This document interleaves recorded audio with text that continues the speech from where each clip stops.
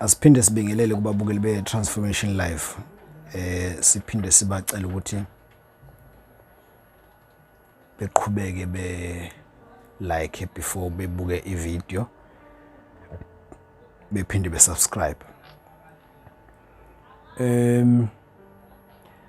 Ngiyaye ngithi mangikhuluma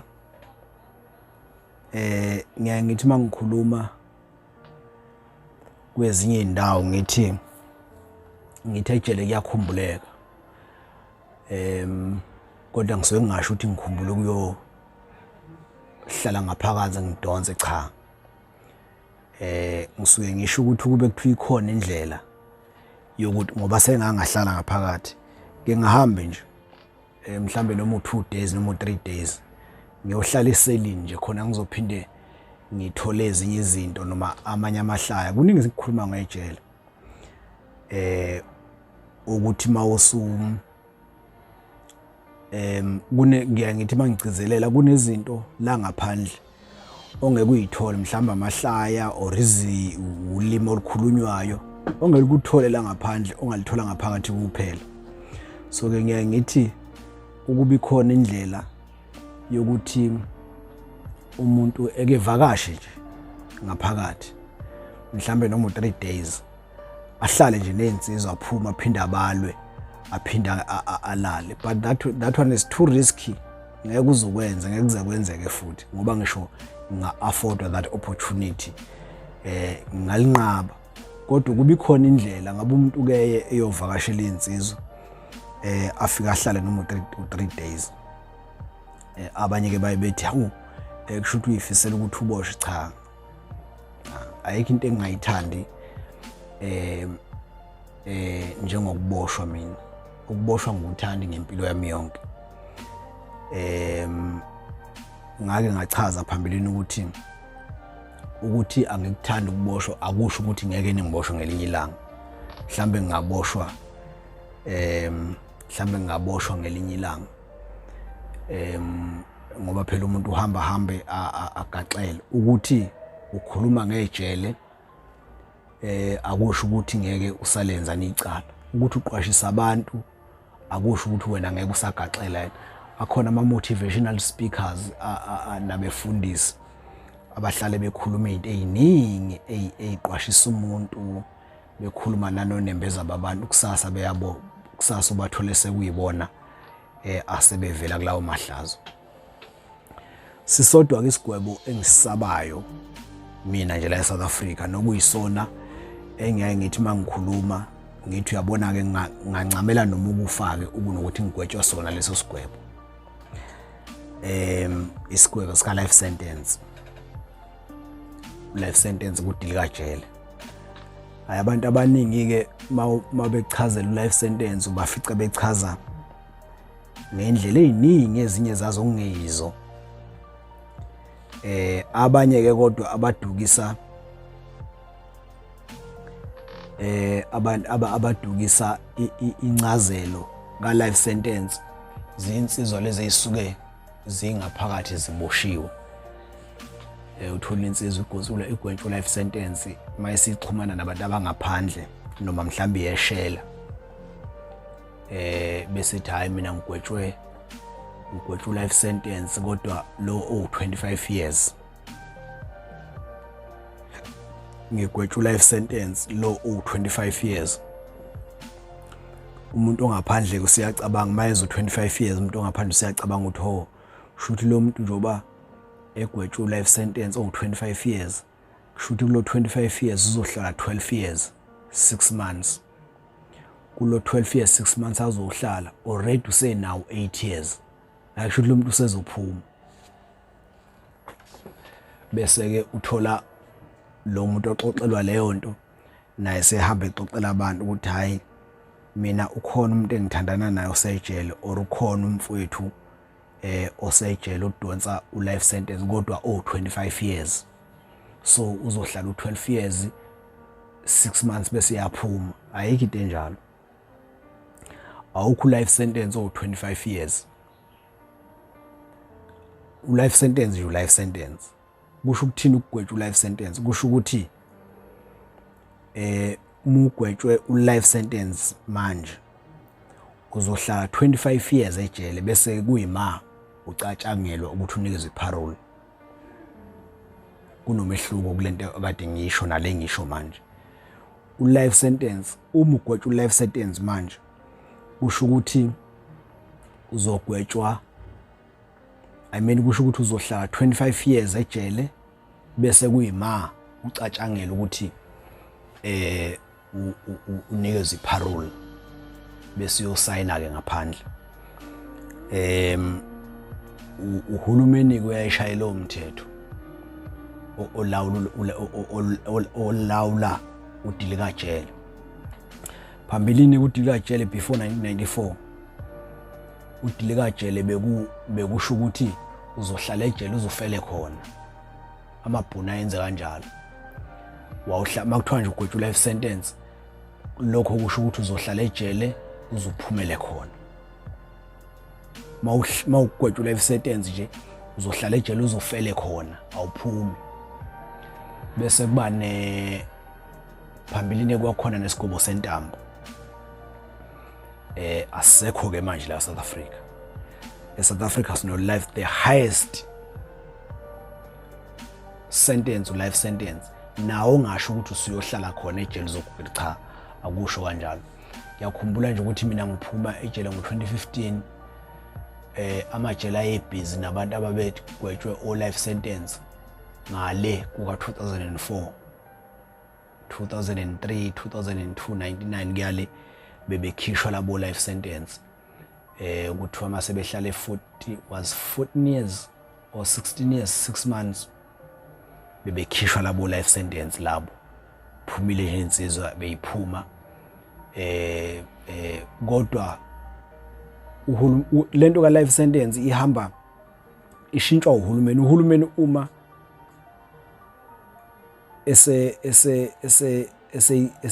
mhlambe sebuyekeza umthetho abuyekeza ukuthi hayi njoba ngichaza nje ukuthi umugwetshwa life sentence manje kusho ukuthi uzohlala 25 years ejele bese kuyima ucatshangwe iparole. Noma ungenzani noma ungayithuthukisa wenzeni ufunde ejele wenza yonke into uhloniphe uzulala ngesisu kodwa you're gonna serve 25 years bese kuyima ke kucatshangelwa.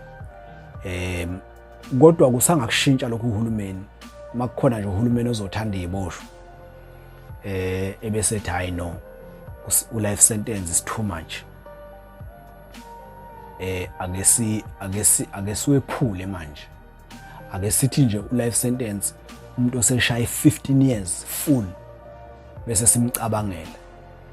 So uhulumeni sengashintsha kodwa nje okwamanje nje umuntu ogwetshwa life sentence lo muntu kusuke kudingeka ukuthi ahlale 25 years ejele ebese kuyima icatshangelwa.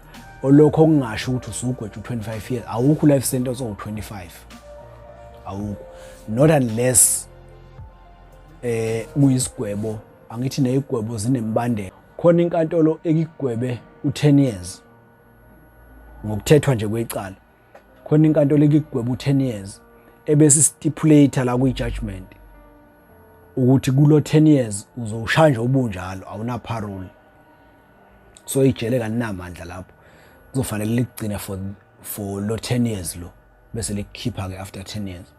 Kwesinye isikhathi kuyenzeka inkantolo igwebe 10 years bese iyasho ukuthi kulo 10 years lo akahlala u8 years lo bese ukuthi after 8 years apply li parole after 8 years.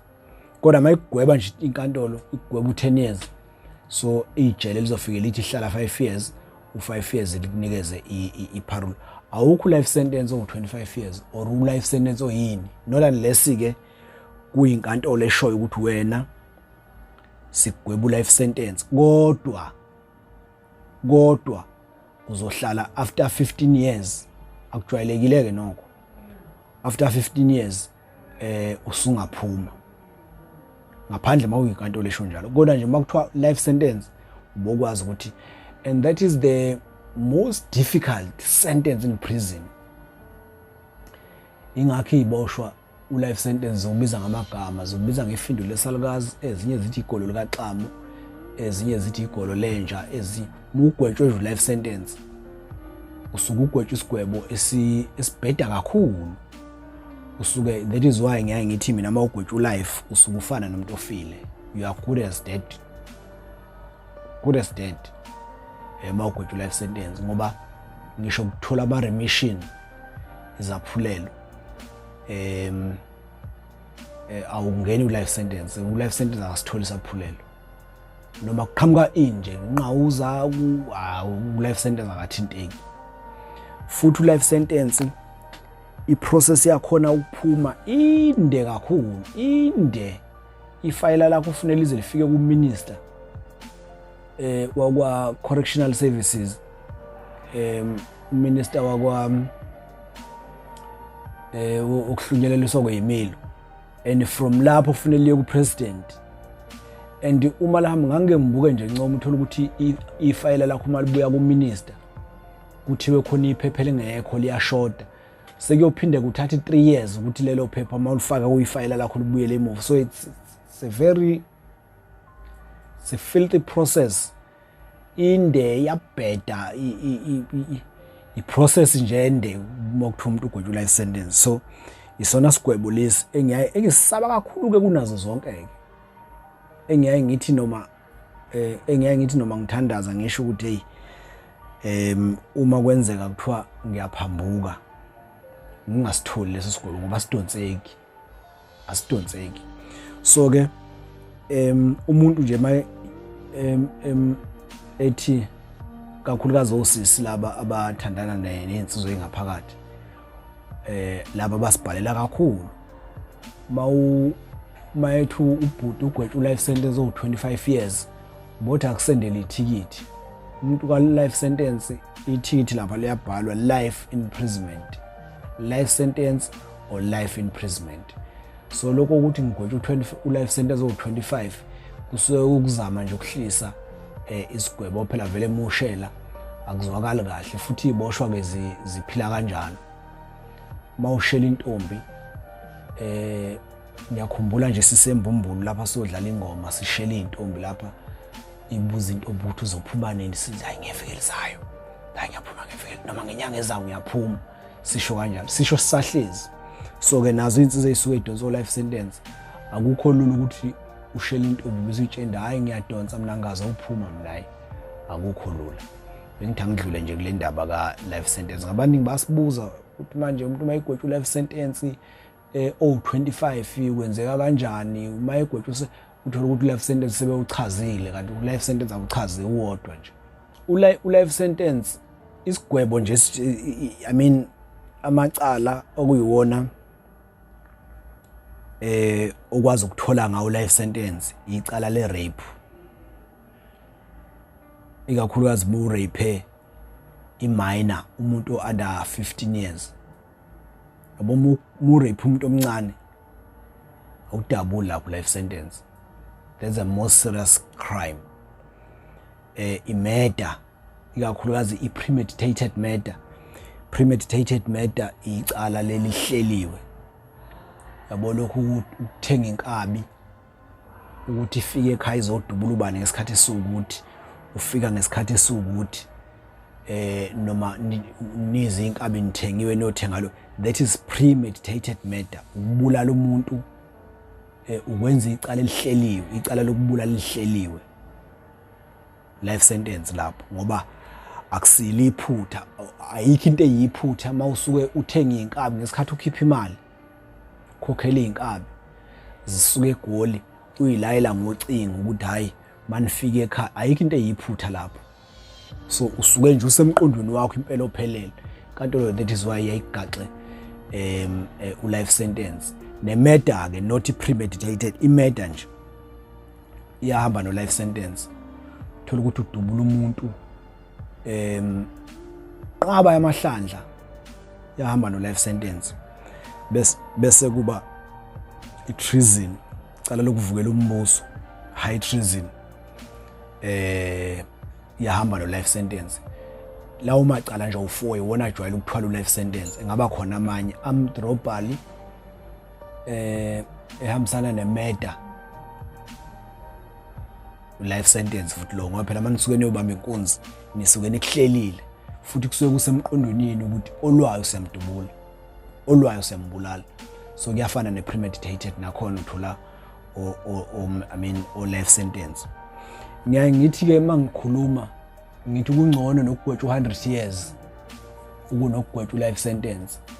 Abantu-ke bese becabanga ukuthi kusho ukuthi mugwetshwa 100 years kusho ukuthi kusuke kufanele ukuthi uhlale uhalf ka-100 kusuke kufanele ukuthi uhlale uhalf ka-100 ejele oku-50 kanti mugwetshwa life sentence uhlala 25 years bese uyacatshangelwa bese abantu becabanga ukuthi kungcono ukugwetshwa life ukunokugwetshwa 100. No, kungcono ukugwetshwa 100 years ukunokugwetshwa life sentence ngoba u100 years it's not like uzohlala u50 years ejele. Mawugwetshwa iminyaka mugwetshwa iminyaka yes uzodonsa khona kodwa uyakwazi ukuphuma mhlawumbe usashaya u18 years makukhona ukucatshangela okukhona kuyenzeka kuwe kwenzeka kalula kuwena ngoba ugwetshwa iminyaka. It's unlike umuntu ogwetshwa life sentence. Umehluko nje yilowo. Yes isikhulu sona 45 years 50 years 70 kodwa kuyaphumeka. Ukuphuma kwakhona noma kungelula kodwa akufani nokuphuma komuntu osuke edonsa life sentence. Thank you.